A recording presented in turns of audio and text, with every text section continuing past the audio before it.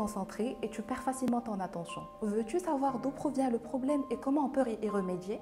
Bonjour, je suis Madame Monsef Yasmine, psychologue clinicienne et je suis doctorante en psychologie cognitive. Aujourd'hui, nous allons traiter la problématique comment développer notre concentration. Et si on commençait tout d'abord par comprendre la neurobiologie du cerveau, juste une petite partie. Il faut savoir que le cerveau, c'est le centre du contrôle du corps humain. Et dans le cerveau, il y a 100 milliards de neurones qui constituent un réseau câblé précis. Donc dans notre cerveau, il y a deux grands types de mémoire. On a la mémoire à court terme et la mémoire à long terme. La mémoire à court terme, si je vous dis de vous rappeler du nombre 350-70, vous allez vous rappeler entre 30 secondes et quelques minutes. Dans la mémoire à long terme, c'est les apprentissages inscrits dans notre stockage, qui vont faciliter l'apprentissage, qui vont faciliter le rappel lors d'un examen. Le passage de la mémoire à court terme à la mémoire à long terme nécessite tout un processus d'encodage, de stockage et de rappel. Donc, entre l'encodage et le stockage, nous avons besoin d'un grand taux de concentration. Dans notre cerveau, il y a 4 grands lobes et chacun sa fonction. Donc on a le lobe temporal, le lobe occipital, le lobe frontal et le lobe pariétal. Donc nous, on va s'intéresser au lobe pariétal. Pourquoi? Parce qu'il y a une fonction cognitive qui s'appelle l'attention dans ce lobe-là. C'est quoi l'attention? L'attention, c'est une fonction cognitive qui se situe dans le lobe pariétal. Cette fonction-là permet de se concentrer dans un travail en cours, d'intégrer des informations, de comprendre des concepts. La concentration n'est pas l'attention. Donc la concentration est influencée par l'environnement. Des fois, quand on est stressé, quand on a une fatigue, ceci impacte notre concentration. Par exemple, quand on est concentré dans la réalisation d'une tâche, on peut porter notre attention sur quelqu'un qui va passer avec un sac à dos rouge. Donc l'attention, ce n'est pas la concentration. On peut faire une tâche, se concentrer dans cette tâche, mais porter cette attention sur quelqu'un qui porte un sac à dos dans le dos, donc ça c'est l'attention. Il existe 3 types d'attention. On a l'attention partagée, l'attention sélective et l'attention soutenue. Donc la concentration, c'est une attention soutenue.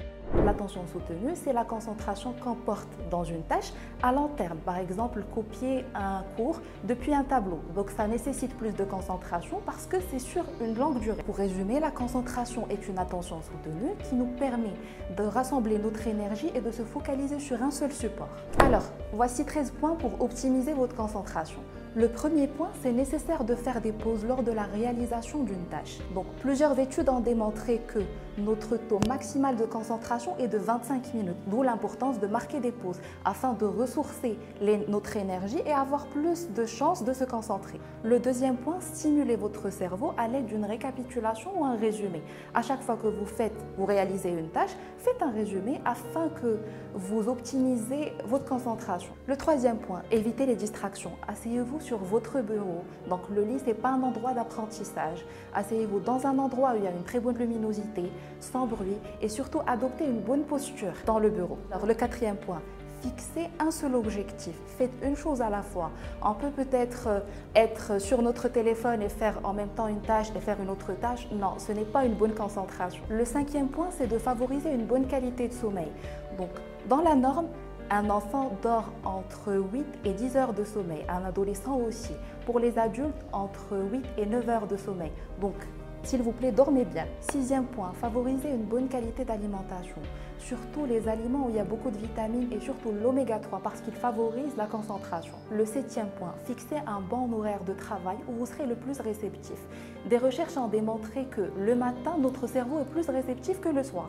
Le huitième point, évitez de travailler tard le soir et évitez surtout les nuits blanches. Ça n'a aucun effet. Peut-être ça a un effet le lendemain, mais ça ne va pas s'inscrire dans la mémoire à long terme, comme je l'ai expliqué auparavant. Neuvième point, il est important de faire des exercices de respiration. D'ailleurs, ça sera la thématique d'une prochaine capsule.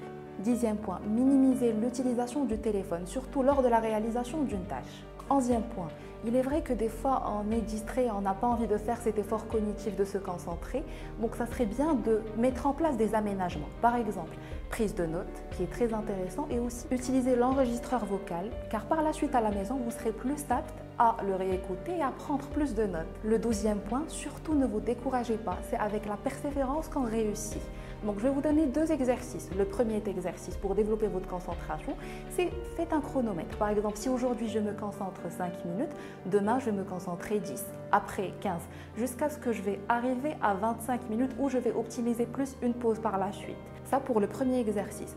Pour le deuxième exercice, vous pouvez par exemple voir un décor que vous avez à la maison et de le sculpter, voir les détails, Ça va vous aider à développer votre concentration. Alors pour le 13e et dernier point, fixer un système de récompense. Quand je dis récompense, ce n'est pas nécessairement quelque chose qui fait illusion à l'argent. Donc vous pouvez vous dire de bons mots, vous encourager, tu peux le faire, pour attirer cette persévérance et arriver vers le but qui est la concentration. J'espère que toutes ces informations vous aideront à développer votre concentration. Je vous dis à bientôt pour d'autres conseils dans une nouvelle capsule.